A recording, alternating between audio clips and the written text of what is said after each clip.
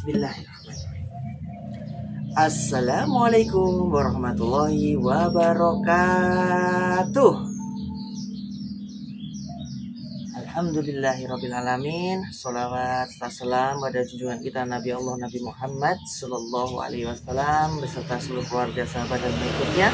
Dan semoga kita termasuk golongan orang-orang yang telah mendapatkan keistimewaan untuk bertemu beliau di surganya Allah Subhanahu wa Ta'ala. Amin. Adik-adik yang dirahmati Allah Subhanahu wa Ta'ala, gimana kabarnya? Sehat ya? Nah, sebelum Kak Andi mulai bercerita, yuk kita tepuk-tepuk dulu ya. Tepuk anak soleh. Aku anak soleh, rajin sholat, rajin ngaji, orang tua dihormati, cinta Islam sampai mati. La ilaha illallah Muhammadur Rasulullah. Islam, Islam, yes. Kafir, kafir, no. Surga, surga, yes. Neraka, neraka, no. Islam, Islam, luar biasa. Oke. Adik-adik yang dirahmati Allah Subhanahu wa Ta'ala, hari ini kita akan bercerita tentang kisah daripada Nabi Muhammad Sallallahu Alaihi Wasallam, ya kan? Seperti tadi anak soleh, ya kan? Anak soleh itu rajin sholatnya, rajin ngajinya. Nah, ngaji ini termasuk adalah salah satu ciri khas dari anak soleh. Suka apa adik-adik? Suka ngaji ya. Jadi hari ini kita akan mengaji tentang kisah daripada Nabi Muhammad Sallallahu Alaihi Wasallam, kelahirannya, perjalanan hidupnya sampai beliau jadi nabi dan seterusnya, insya Allah. Nah, adik-adik yang dirahmati Allah Subhanahu wa Ta'ala, semoga adik-adik bisa mendengarkan dengan baik dan bisa mendapatkan hikmah yang luar biasa, insya Allah. Allahumma amin. Sebelum kita mulai, kita berdoa dulu yuk. Wahid Isna Salasa. Bismillahirrahmanirrahim. Raditu billahi rabba wa bil islami dina wa bi Muhammadin nabiyya wa rasulah. Rabbi zidni ilma warzuqni fahma. Amin. Adik-adik yang dirahmati Allah Subhanahu wa Ta'ala, kisah bermula.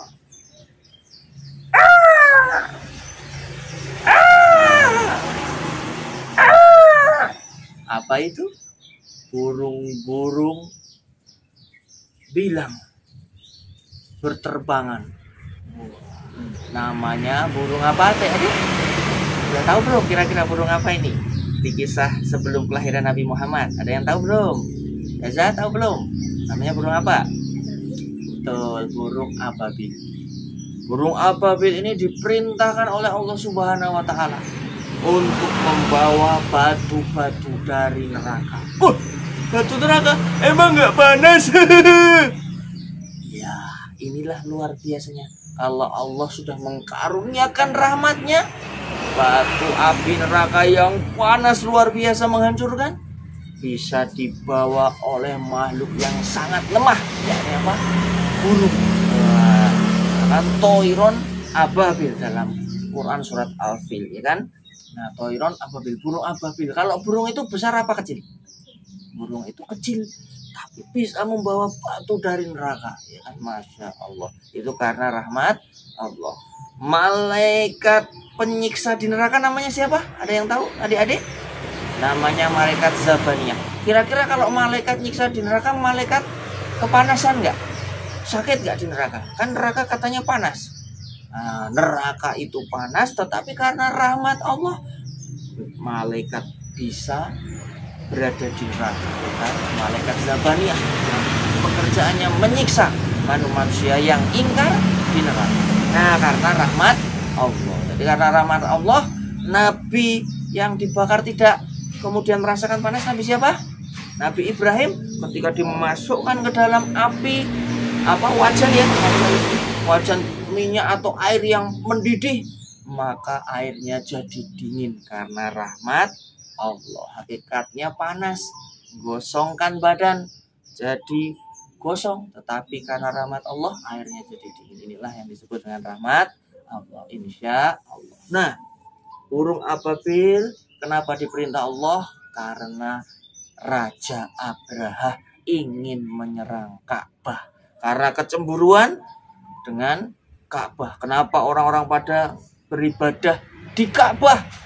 Maksudnya beribadahnya di situ ya, meskipun nyembahnya berhala ya, tapi Raja Abraha punya tempat ibadah sendiri tapi jadi sepi. Maka karena kecemburuannya Raja Abraha ingin menyerang Ka'bah. Diutuslah pasukan-pasukan bergajah. Nah inilah nanti kenapa kok Nabi Muhammad lahir tanggal 12 Rabiul Awal, tahunnya tahun gajah. Kok tahunnya gajah? Bukan tahun berapa gitu ya kan? Tetapi kenapa kok tahunnya tahun gajah? Karena ketika itu peristiwa Raja Abraha dengan pasukan gajah hendak menyerang Ka'bah. Ceritanya. Wahai pasukanku, kita akan menyerang Ka'bah. Bawa seluruh pasukan kalian. Pasukan berkuda bawa. Pasukan dengan senjata-senjata tercanggih bawa. Pasukan bergajah bawa. Wah, ini Raja Abraha bersama pasukannya hendak menyerang Ka'bah. Ya bahasanya sekarang ini nanti Israel lawan Palestina ya. Persenjataannya jet, sniper, Bram, ya kan, tank melawan ketapel, ya kan, Masya Allah. Raja Abraha dengan persenjataannya luar biasa melawan suku Quraisy yang tidak punya apa-apa, persenjataannya biasa-biasa.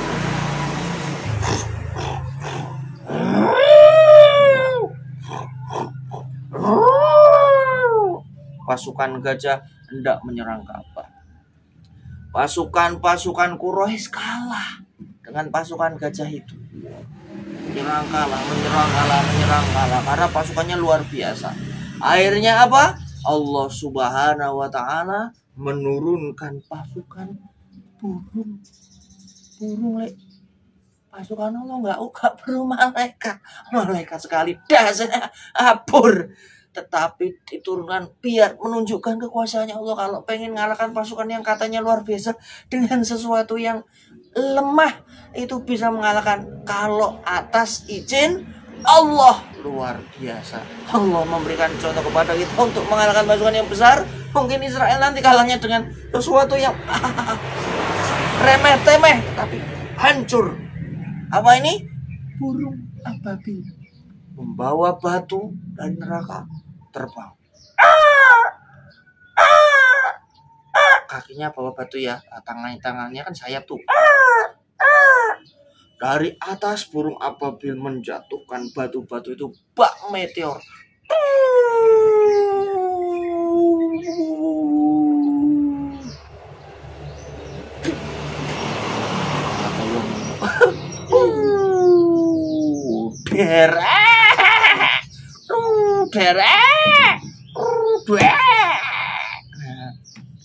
Dalam Quran surat Al-Fil, waja'alahu ka'asfim ma'kul, seperti daun yang dimakan ulat.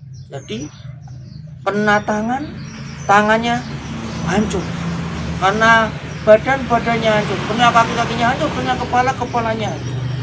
Itulah batu-batu dari neraka diturunkan di kena tubuhnya hancur, menggambarkan kepada kita, Masya Allah, sungguh luar biasa panasnya, dahsyatnya neraka. Itu baru batunya saja sudah menghancurkan tubuh seperti daun yang dimakan ulat. Keruak hancur, menyiksa luar biasa. Nah, teman-teman yang dirahmati Allah Subhanahu wa taala, setelah itulah lahirlah orang yang mulia yang akan membawa zaman jahiliyah. Zaman jahiliyah itu apa? Zaman banyak orang mabuk-mabukan, banyak orang berjudi. Innamal khamru wal maisiru wal angsabu wal azlamu rijzum min amali syaitan. Melakukan perbuatan setan. Moli apa? Mendem, mabuk, medok, apa meneh? Madat dan seterusnya. Moli. Wah, ini Jawa moli.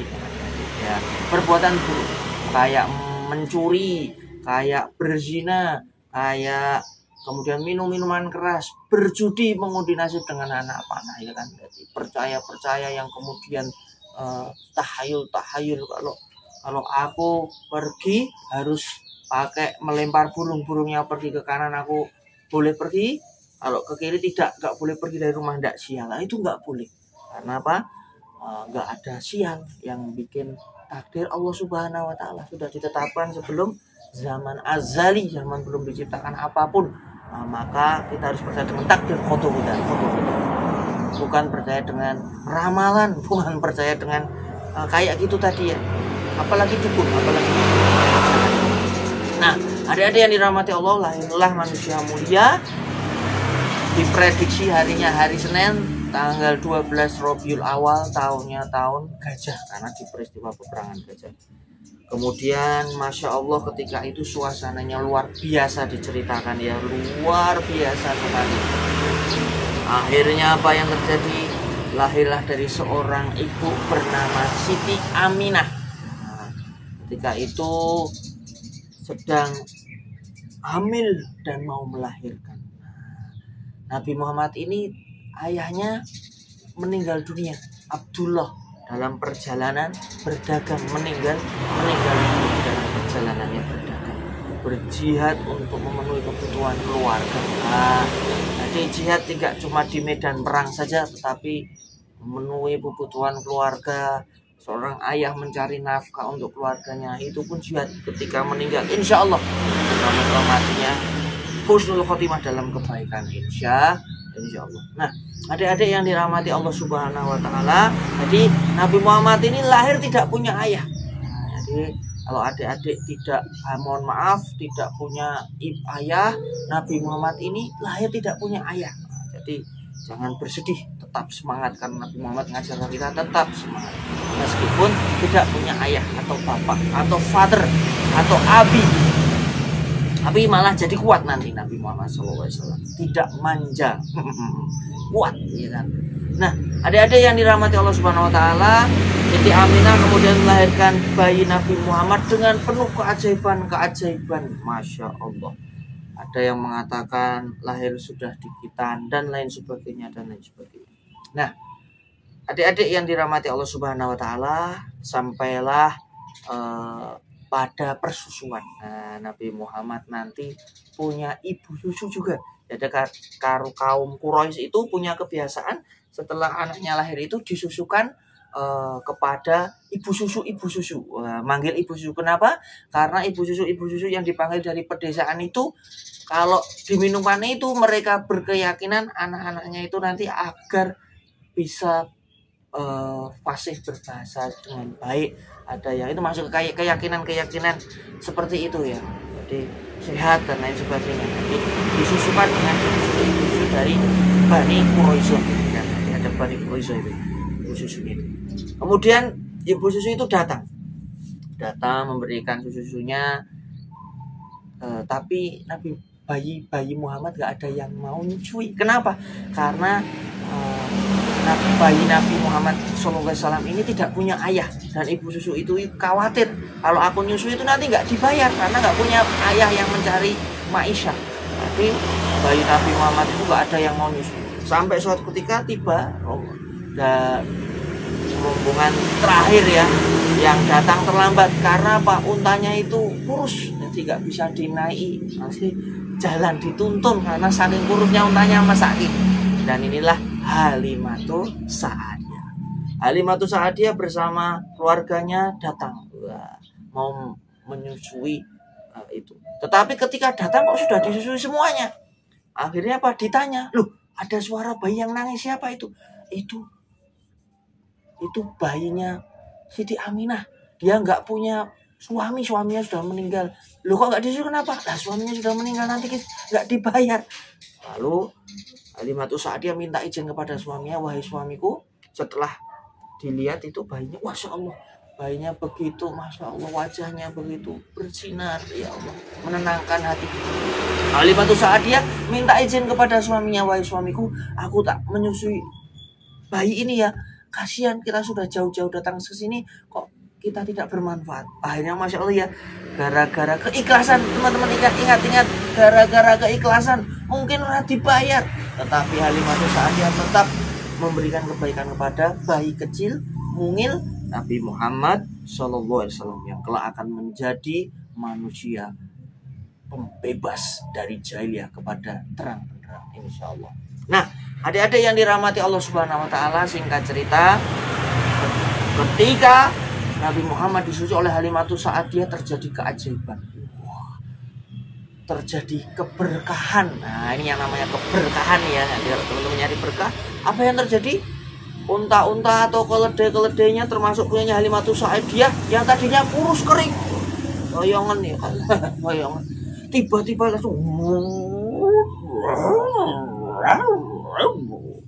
jadi besar gemuk dan mengeluarkan air susu juga.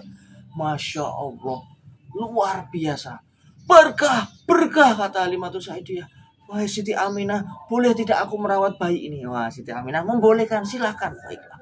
Jadi dirawat untuk disusui kan sampai 2 tahun ya, disapi itu ya. Kemudian nah disusui. Nah, ketika bayi Muhammad sudah bisa jalan dan lain sebagainya, bermain bersama teman-temannya, suatu ketika datang malaikat berwujud putih dengan pakaian putih, wajah putih, ya kan? Putih semuanya, masya Allah, menjelma menjadi manusia. Datang, apa yang terjadi? Muhammad kecil dibelah dada, lalu kemudian dibersihkan hatinya dengan piala dari emas dengan air surga. Agar apa?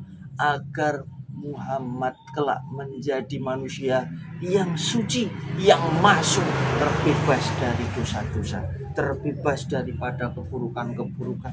Insya Allah. Nah, itulah anaknya Halimatus Sa'diyah kata, ibu Muhammad kecil dibelah sama orang. Wah, ibunya kaget tuh. Tapi setelah itu melihat Muhammad kecil sudah ditutup, malaikatnya juga sudah pergi. Karena takutan Halimatus Sa'diyah luar biasanya, akhirnya dikembalikan kepada Siti Aminah. Siti Aminah ini meninggal di tahun ke-6 setelah kelahiran Nabi Muhammad Shallallahu Alaihi Wasallam. Jadi Nabi Muhammad ini nggak punya ayah, nggak punya ibu ya. Jadi teman-teman yang mungkin mohon maaf nggak punya ibu juga atau nggak punya ayah juga, atau salah satunya, tetap semangat karena Nabi Muhammad memberikan contoh kepada kita, bukan menjadi kita banyak bersedih, tetapi malah harus menjadi lebih baik dari yang mungkin yang punya bapak ibu lengkap, nggak manja, kemudian nggak gampang sedih karena apa? Kuat ya. Nah, Nabi Muhammad SAW kemudian diasuh nanti oleh pamannya Nabi Muhammad. Siapa pamannya? Abu Thalib. Nah, oh iya, Muhammad ini kok diberi nama Muhammad, tahu nggak dari siapa? Faiza tahu nggak yang ngasih nama Muhammad siapa?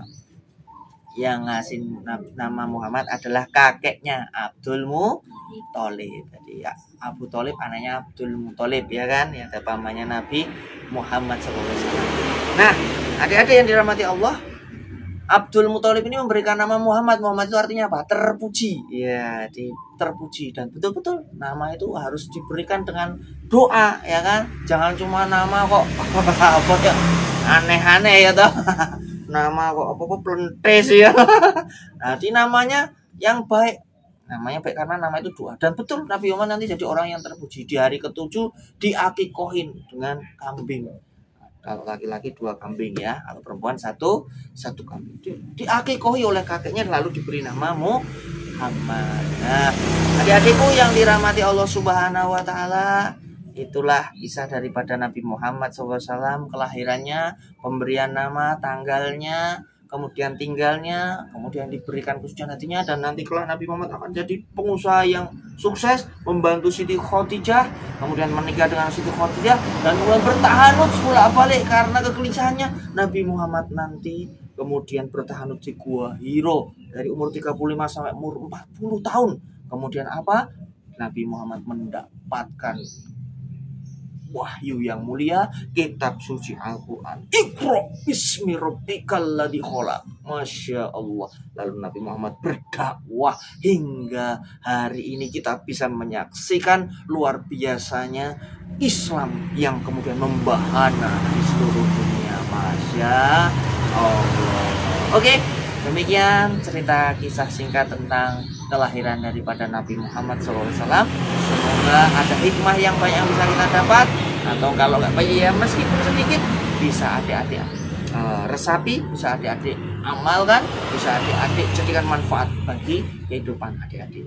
Tetap ngaji, jangan leren ngaji, ojo leren dadi wong apik. Wabillahi taufik wal hidayah, wassalamualaikum warahmatullahi wabarakatuh.